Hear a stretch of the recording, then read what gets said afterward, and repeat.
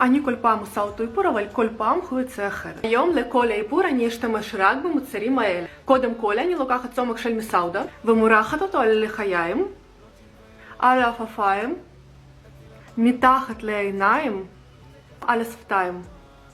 אני תמיד מטשטשת עם האצבעות, יתגלה שזה הכי נוח. שמתם לב לזה, זה גבייה. אני הרבה מבשלת ולעתים קרובות נשרפת. ואפילו נשאר סימן כזה, רואים?